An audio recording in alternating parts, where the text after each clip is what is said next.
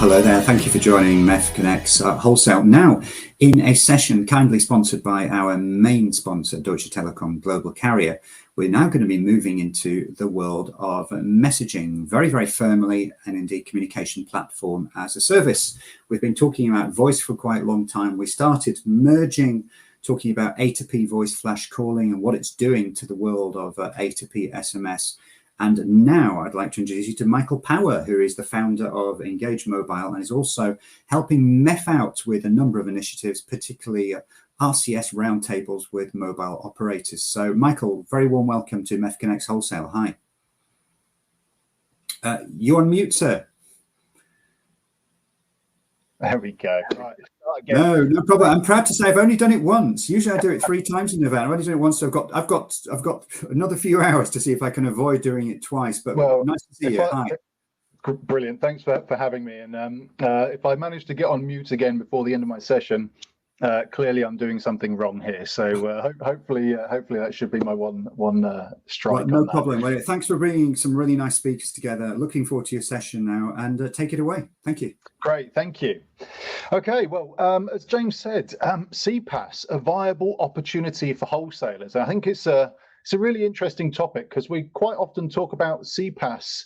Well, you know, we think about some of the bigger players. We think about the Twilios, the Cinches, the Infobips, and all of those sorts of, shall we say, perhaps more from the aggregator and software side of and connectivity side of our industry.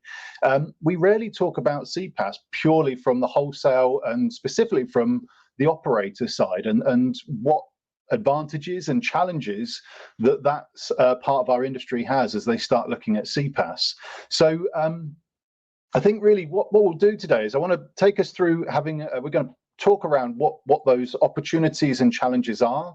I'll introduce you to the panel in a moment, but again, I think it's worth highlighting CPaaS is a huge opportunity for all of us in the value chain. You know, what's some of the forecasts, sort of circa 22 billion by 2025. We're seeing growth rates or forecast growth rates year on year of 25 to 30%. You know, these are significant opportunities. And I think really what we want to dig into today is how can the wholesale and the operator community start tapping into that opportunity really. So first of all then, let's bring on our first guest. So Irena Markovic, do you want to join us and introduce yourself? Yeah, shortly. Actually, I'm working at the moment at Deutsche Telekom Global Carrier, working on cloud communications product management. One of them is also CPaaS in our incubation team. And a part of that, in a previous company and in my previous career, worked actually for one of the CPaaS players on the market. So I'm combining actually the pure voice experience and I would say enterprise experience together. So I'm one of the wholesale representatives working on CPaaS and bringing the world. Great. Well, thank you for joining us, and I look forward to asking you a few questions on how you and your organisation are tackling this. Next up, then, let's bring on Scott Warner from S&BTS. Hi. Can you hear me? Yeah, loud and clear. Thank you. Very good. Hi, my name is Scott Warner. I'm responsible for the messaging product at S&BTS. We are a joint venture between SoftBank, the Japanese mobile operator, and BTS, so Business Telecommunications Services. So we're in a relatively unique position where we overlap between the operator, the enterprise, and the wholesale carrier. And yeah, we're currently building out our CPaaS offering. Brilliant, great. Well, thank you for joining us today. Who have we got now? Let's go Thomas Boesen from Cisco. Hey there. Yeah, I am Thomas. That's great. Thank you very much for bringing on this. So I have been working with the telco industry probably for 25 years of my life, and focusing a lot on how do we help the telcos to really generate value and be profitable on that enormous investment they have on their networks. And the last 10 years of that has been around how can we help with software solutions and software platforms that drives communication to consumers, and therefore this CPaaS space is what I've been looking into, working with for the last 10 years, pretty much. Great, thank you. Well, again, also thank you for joining us. So, and then finally on our panel, we have Gert-Jan Huizer. Hi guys, how are you doing today? Great, thank you. And yourself? Thanks for joining. Great, glad to be here. Well, let me introduce myself. Gert-Jan Huizer. I head up the EMEA activities for Mavenir, for the business unit Enterprise Connect. Just to tell you a little bit about that, Enterprise Connect is the business unit where Mavenir more or less has gathered all their communication solutions aimed at the enterprise market. So by acquiring Telestacks, they've added the CPaaS capabilities, but they also, from origin, already have a lot of the business messaging and customer engagement tooling in there as well. My background is also, I've been working for a carrier for a long time in wholesale, so I know it from that point of view. I've worked in enterprise, and I'm now very happy to bring it all to the market, as well as Mavenir, who is doing all the CPaaS services as well. Brilliant. Well, thank you, and again, thank you all for joining us today. So let's start then. Really, Irena, if I can throw you the first question, which is, what is CPaaS for carriers and wholesale, and does it differ from the kind of the aggregator and software offer or ISV offering for CPaaS? Can you talk to us a little bit about what CPaaS means for you and carriers? Like you mentioned, I mean, CPaaS is considered as a billion word these days. I mean, this is one of very interesting fields where you can enrich your current wholesale offering and support customers in different way. I would like slightly to make a difference, like how actually classic CPaaS brands that you mentioned were growing versus how the wholesale CPaaS or the carrier CPaaS would work. The classic CPaaS grew from the layers where they placed first the software layer, programmable layer, with a lot of developers, and then trying to plug into these software layers different services, working and partnering with different aggregators and telcos. So actually they were fast enough, skilled enough to place these layers in a really good manner and a programmable manner, and to serve first developers community, of course, and then move to enterprise CPaaS. On the other side, we are doing something completely different. We have so many years where we built voice and messaging and huge infrastructure layers. Even the classic CPaaS modeling is based on that. And we are actually now building new blocks serving different range of customers. Why it's different? Yes, we have a huge enterprise portfolio of customers. We don't serve them directly. We actually internally enable different units, different NatCos, and different sales teams to offer something different, comparing, the basic interconnections. So we are the enabler for current customers portfolio or native customers, but also for the carriers. At least this is the vision that are not digitally savvy enough, because to be a wholesale carrier, CPaaS carrier, it's not easy, and we will talk about it.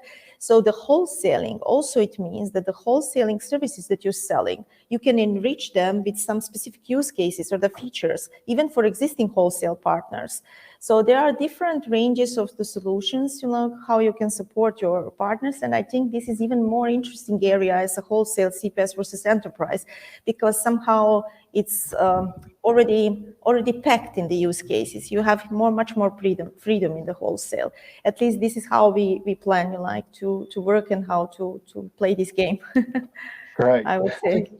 Well, great explanation. Thank you. So if I can kind of pick on a point there, I think one of the areas you pointed out was that the sort of the traditional CPaaS offering is layers of software, and then they're reaching out to the various connectivity providers. To carriers like we are. But whereas one of the sort of the key differences I think you were saying there is, you have that connectivity layer that's been your business forever. So actually, you're sort of like say taking a slightly different approach and now layering on those services and offerings on top of the infrastructure you already have, which interesting. Well, I mean, maybe Thomas, do you want to talk us through a little bit about how that works? So I mean, how does your how are you sort of helping enable carriers to be able to take their existing infrastructure and all of the IP and technology they have and expose that in different ways? Yeah, Mike. So basically, I think the main challenge that you have for telco going forward is that you have the network, and I think many of them learned that we've had the network, we have all the voice lines, but the voice lines over the last 10 years has kind of been declining, and voice went voice over IP and out in that way of the direct voice lines of the carriers. So even though we over the last 2 years have never spent more time like we're doing right now over voice and video and talking, that has not really manifested itself as additional revenue for the telcos. So in that process, I think the telcos are seeing, while the world is digitalizing, we'll need more and more ways to communicate with consumers. And SMS is an incredibly strong channel and was the best strategy for them for the last 10 years to lean back and make sure aggregators went out there and build the market. But as we go forward, consumers will use many different channels. And the telcos are saying, well, actually, we need to be a step further and closer to the enterprise to make sure we can own that part of the business as well and help them deliver all the different channels that they need, including SMS, but also be part of the picture when they're using all the other channels. And RCS has been one big driver in that space and something that we help, but we all know that one channel will not win in the future. And that's kind of the direction and what we try to help building that business. That's interesting. So yeah, you sort of touched on some of the other channels there, and I think the kind of the elephant in the room there is one that I always find interesting is the WhatsApp angle on this, and how is that sort of being seen then? So would that just be another channel, or how does that impact the CPaaS offering? I mean, maybe Gert, I don't know if you want to sort of take that question and. How does WhatsApp fit into this picture? Should carriers be offering it? Should they be leading with that, or should they be leading with RCS, or how does it impact? Yeah, that's an interesting question, of course, and it will depend a lot on the strategy of the specific carrier. But when you look at the enterprise, and when you look at media agencies that help the enterprise, they are not really interested in whether it is a channel of that specific telco or, they would like to use the most effective channel to address the need of their customer. On the other hand, I think it's also important for a carrier to make use of their assets in the best way possible. And so the carrier, in my view, has two strategies: focus on the core channels they can offer and use other parties to integrate it, or move forward in more the omni-channel play and have all the capabilities in their own hands to be able to address the need of their enterprise customer fully and completely without inviting more or less a competitor into the space. So it can go both ways. When you look at the underlying platform technology, etc., that's of course facilitating both options. That's a little bit my take on that. So again, this is about picking the right platforms and making sure that you've got the opportunity there to offer these different channels, perhaps. Is there also a point, perhaps I don't know, Scott or Irena, because again you both sort of represent different wholesale and operator backgrounds there. Do you see that bringing the the CPaaS offering into your own sale means that perhaps you get a bit more flexibility on more control perhaps on being able to offer the right channel to the customer? Does that? Yeah.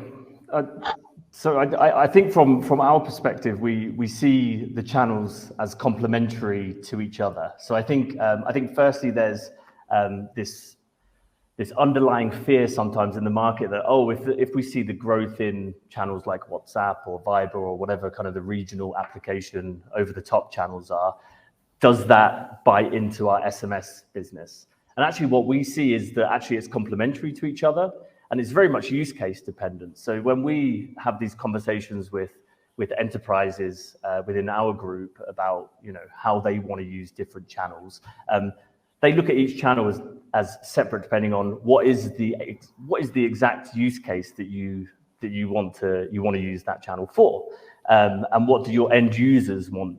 What's the expectation from an end user? So we see that actually as growing the market as a whole.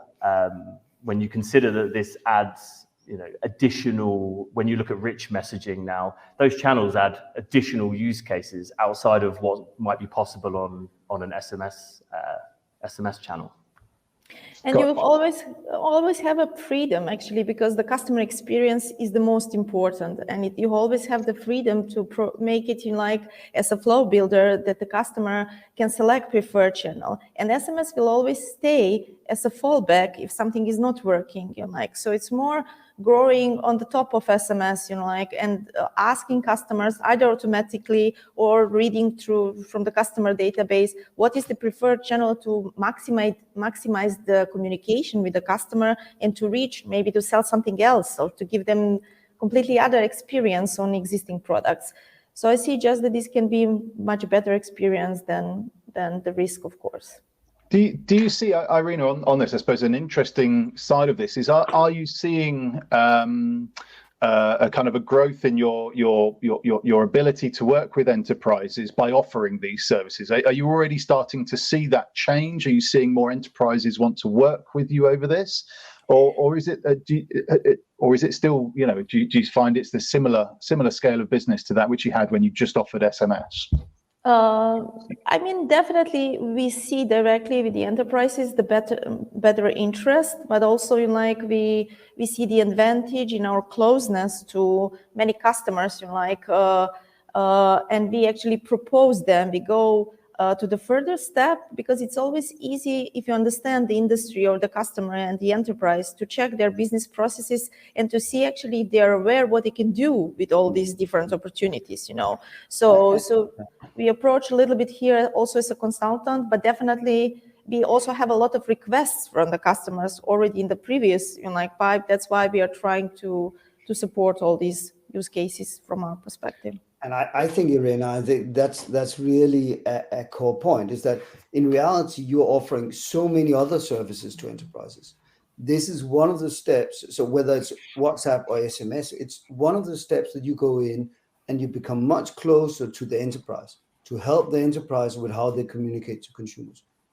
Then, the revenue lines of vans and lands are not disappearing. The revenue lines of security, of call center solution, all the other elements that you offer to large enterprises, which are probably much bigger, but this all glues into this. So I agree with you, Irena. It's about getting very close to the enterprises, getting that ownership of the enterprise, and helping them with the real business, where you create much bigger value in reality. Yeah, I think, Thomas, to add to that, I think what is extremely important, and what we are seeing a lot, is that a lot of telcos, wholesalers, they start with buying a platform.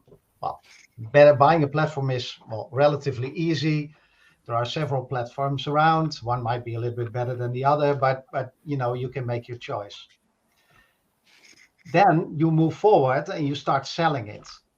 And what we see is that the gap between offering CPaaS in a way the wholesalers and the telcos are currently doing it, and what an enterprise is expecting to receive as solution or as consultancy service, there you still have a gap where I think a lot of opportunity is for CPaaS enablers, like Mavenir or imimobile or others, to really develop some kind of service portfolio which can help them offer that to the enterprise, or for a telecom operator to build out a practice like that to really help bringing the use cases and also the capabilities to implement customer engagement, business messaging towards their customers in the right way. I think that's still an area where a lot of development needs to take place. Yeah, I think to add, I think your comment about what the enterprise expectation is like the really fundamental point that we sometimes forget about, because we get stuck in this like telecommunications world and we forget actually who's paying the bills here, and that's the enterprise at the end who wants to speak to their customers, and we're just the kind of guys in the middle to facilitate that exercise. And I think, you know, my background is also within aggregators, so I've kind of overlapped a little bit between aggregators and operators.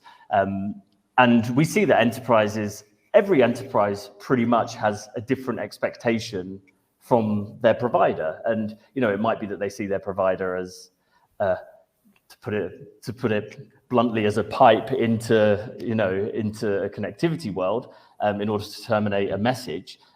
But they might see that there's also additional value there. And that's why we see new businesses in our industry popping up monthly pretty much, because there's still so much space, because there's this huge value chain and a huge number of different expectations from the end customer, which is the enterprise and businesses. I fully agree. Maybe just a short comment. I see approach in CPaaS selling is actually like small consultancy, you know, to the customer and to enterprise. They have their needs and the desires. Sometimes they know what they want. Sometimes you need to advise them.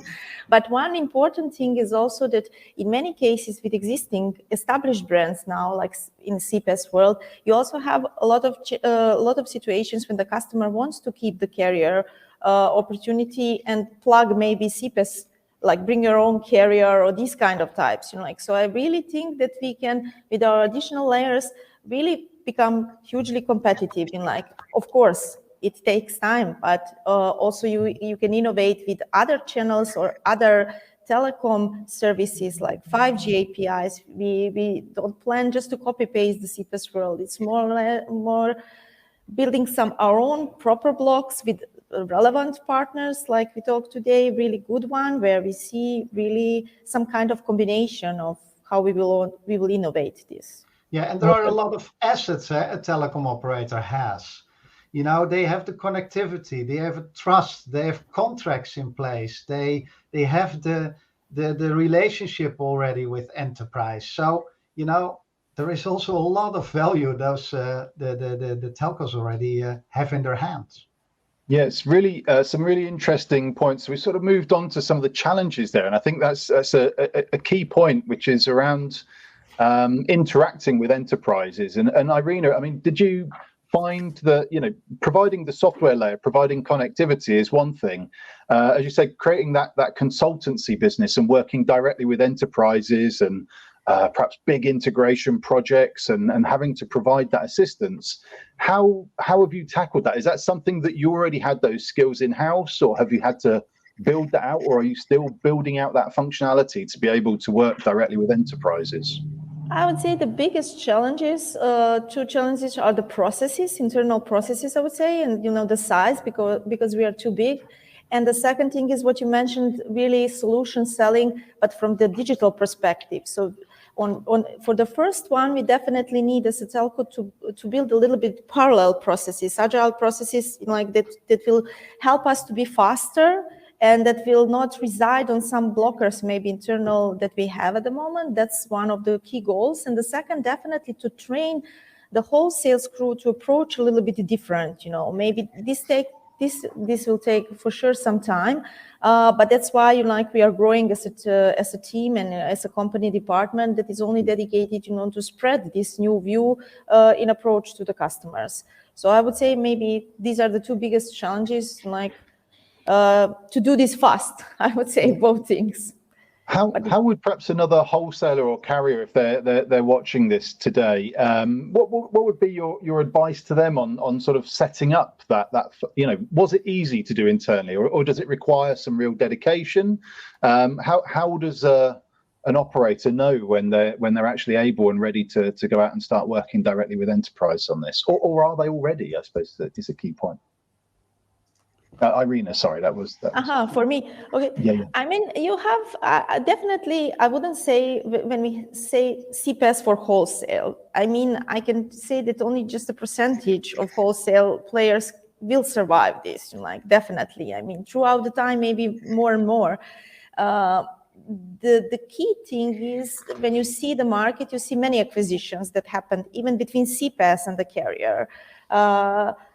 The biggest ones try this, but still, if you don't have the internal culture and real internal development of these services that will position to the enterprises, then it will not work. You stay like in a silo, CPaaS versus carrier. So it's really important that it's integrated in the house and that this is implemented to the whole levels, I would say, internal architectural levels, process levels, and also to the salespeople. So it is tough. And I don't believe that every wholesale player in the world can do this, but I believe in us definitely because we not only invest, but we have this vision for a long time period, and that's why I believe it now. We are prepared. But maybe colleagues can say also. Yeah, I think so. You know, firstly, I think it takes vision, a vision to say, you know, from being I'm a wholesaler to saying actually I want to control the world of wholesaling. You know, I want to control what is being used on different elements, and that's also a part of the challenge is that it means that telco needs to build sales and solutions capabilities to be able to go and talk with the enterprise, because I completely agree with you, Gert-Jan, that they expect a solution, and where you really can create benefit is when you go in and deliver a solution, not just an API.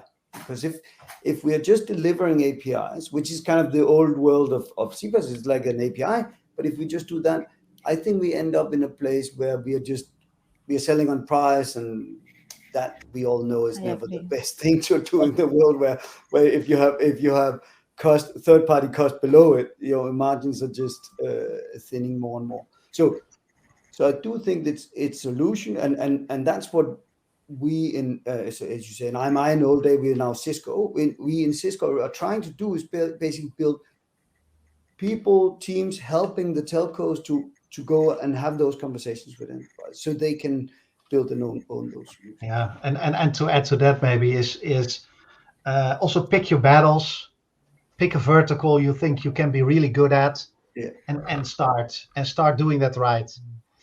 You know, you cannot do it all.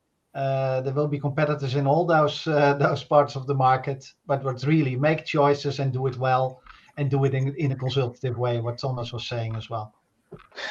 Probably another question just following on from that, Gert. So we've had a question in from the audience, which I think is appropriate to bring in now, and they've asked for a couple of examples of services or features that can be offered out to enterprise services, enterprise customers by operators, other than traditional voice and SMS. So I mean, we've got I suppose really start with you, just from a platform point of view. What type of offerings are there that are just more than just the voice or SMS? How does that work? Well, there is always in many of the CPaaS services there is a communication element. So really to take it separate from some kind of communication will be a little bit hard, of course. But the traditional ones which do it very well are campaigning, of course, in all kind of ways, omni-channel capabilities, building on top of that. In every place where you would like to have communication between two parties, where you don't want them to know their number, those kind of services enable that you call them number masking to make that happen. Those are services that are very frequently being used. Linking AI capabilities to the communication channels are use cases which you see coming forward a lot, and then those are a few examples what you see. I think telcos has built tons of APIs, tons of like solutions in this space. So they've all been looking at CPaaS for a very long time. So they have, SIM swap knowledge, they have location knowledge, they have like all kinds of different information that they would like to offer, but it's how do they make sure that that's being consumed by enterprise and build something that works around that. Great. Scott, you were going to say something. Do you want to? Did you want to? Yeah, I think it's about how do we take this set of products and package it in a way that the enterprise even understands how to use it. When we talk about omni-channel, which at the end of the day, does an enterprise understand? And I think Irena touched on this when she was talking, which is how can you consult an enterprise to ensure that they understand what channels are going to be the most effective for what use cases and what is the outcome expected. And I think what we have on our side as part of the SoftBank, the SoftBank organization, but actually being a separate joint venture in itself. And we have the flexibility that comes with being a small business with the backing of a mobile operator and the ability to offer out, our numbering services, our voice services, our messaging services across omni-channel as well. And that package together is really becoming, that's where like the power lies, where it's like, okay, an enterprise is able to have this whole suite of products and a whole suite of use cases through one point of contact, let's put it that way. It is very important to think about it. It's not only about voice and SMS. It's also the solution fits to the industry itself and the needs. I personally like a lot alerts, notifications, especially mission critical alerts, because you bridge the voice and SMS and you actually make the point to save some resources. So these are beautiful use cases that actually you bring them out of the SMS and voice, and they're applicable in a completely different manner. But they are also, if you look CPaaS, they are pushing also IoT APIs, what is also close to telco. You have also SIP trunking that we numbering. This is the key API as well. So this is all together. And also really important thing is the coverage itself, the number of countries, like that we talk about and where you are supporting the customer. So all this bundled, it's pretty important. Got you. So again, it's we're building on top of a real truly deep expertise in the voice, the messaging channels. Another key point I think that came out there is then how do we wrap all of these services, whether it's number lookup. I think rather topical on James's session earlier, perhaps A2P flash calling feels like another service perhaps that gets wrapped into this offering.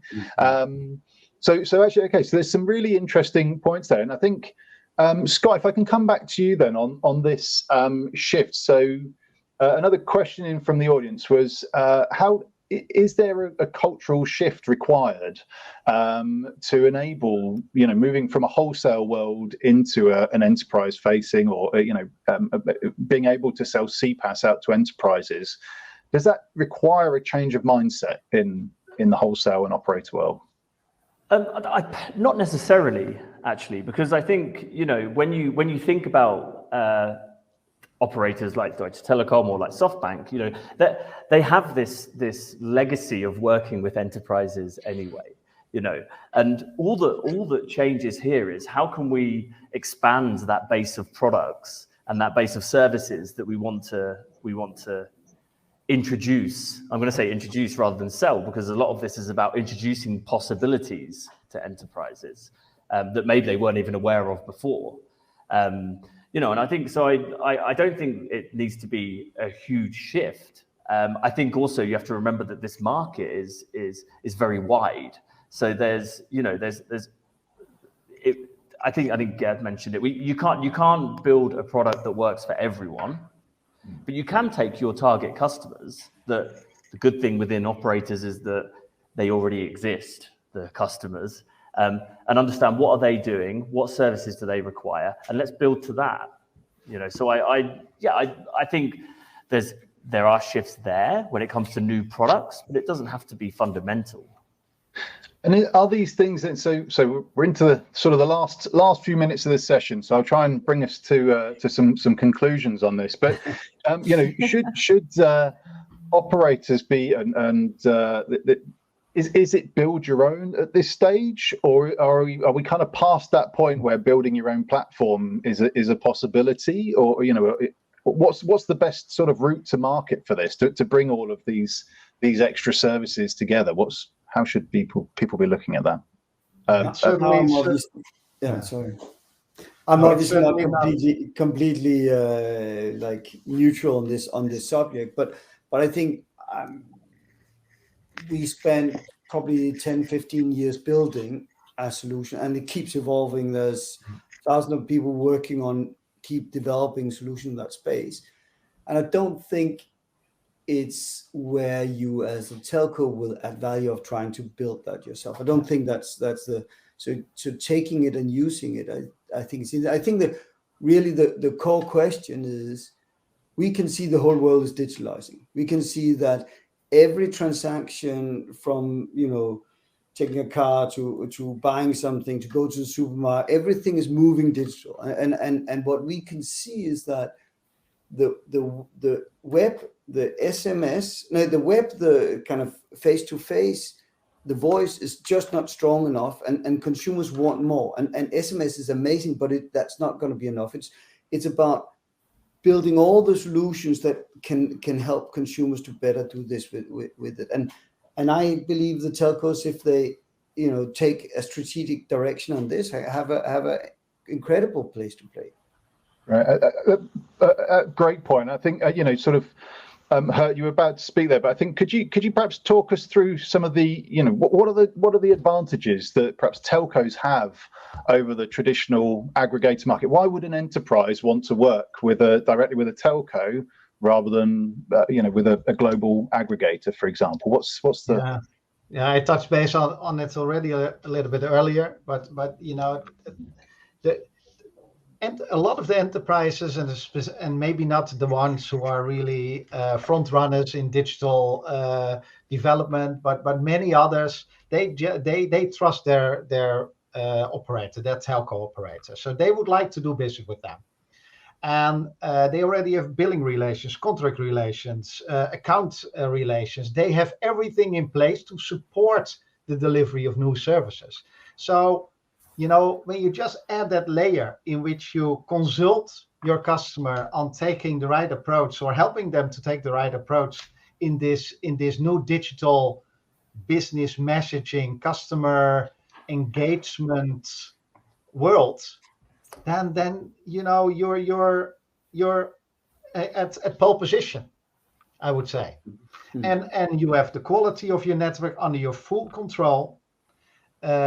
You can link into other networks if necessary, because you have your wholesale part as well. So there is a lot to gain. However, when you look at your competition, they are not going to wait.